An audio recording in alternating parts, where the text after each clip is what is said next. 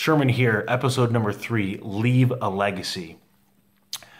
This one I'm pretty passionate about. Got an email just a couple days ago from this person I'd interviewed a couple years ago. Hasn't really kept in contact with me, but was telling me that, hey, here's my resume, and I'm looking at these different companies to get employed at, and I graduate this upcoming June.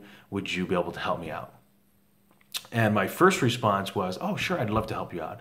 But the more that I thought about it, the more I realized this is the problem with the entitled mentality of some individuals. I don't think it's generational. I think it has to do with some people. So when it comes to professional networking, the first thing to understand is the easiest way to do it is to connect on LinkedIn.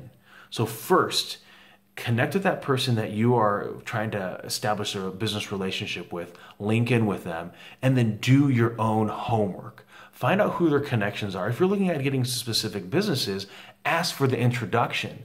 Don't assume that that person is going to drop what they're doing in their life and all of a sudden have more desire and attention to want to help you get a job when they're already successfully doing their job. And so once you do the legwork and say, okay, so if I connected with Jimmy, and now Jimmy and I are connected, and I see that he's got a friend at different companies, I'm going to say, hey, Jimmy, can you introduce me to those 3 different people?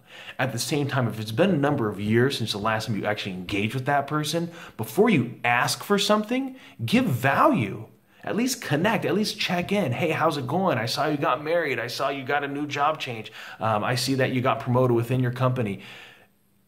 Recognize where these people are at. Flattery, sometimes it doesn't matter even if you want something out of it. It's still nice to hear. But the moment that you come out just with an ask, you're going to offend some people. So leverage LinkedIn. The other thing to recognize when it comes to your network is you should be constantly cultivating your network, because you don't know where things are going to shift on you. If your business decides to go through layoffs and you're the last one in, or if you decide, you know what, I hate my boss and I just got to get out.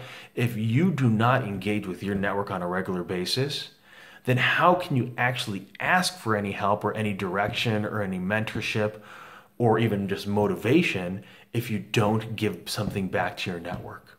So as you're continually building your professional network, make sure that you give something back to that network. Make sure that you're constantly in check with them, even if it is every 6 months or once a year that you're checking in with those individuals. But you don't want that to have happen is 3 years later you say, hey, would you mind, Jimmy, giving me a referral? I'm putting you down because I'm going to get into this one company. Jimmy has no idea what your skill sets are. That's 3 years later. You should hopefully be much better. And so if you were to check in with Jimmy, let him know, hey, this is where I'm at. These are my new skill sets. This is what I'm looking to do. Again, treat your professional network just like you would your closest friends. Keep them close, let them know what you're doing, and see as well where you can give value. If any of you have read Gary Vaynerchuk's book, Jab, Jab, Jab, Right Hook, you'll understand that you must give, and then ask. Give is so important. He also has a book called Thank You Economy. So feel free to check both those books out. Definitely worth the money. Invest in yourself. Leave a legacy. Peace out.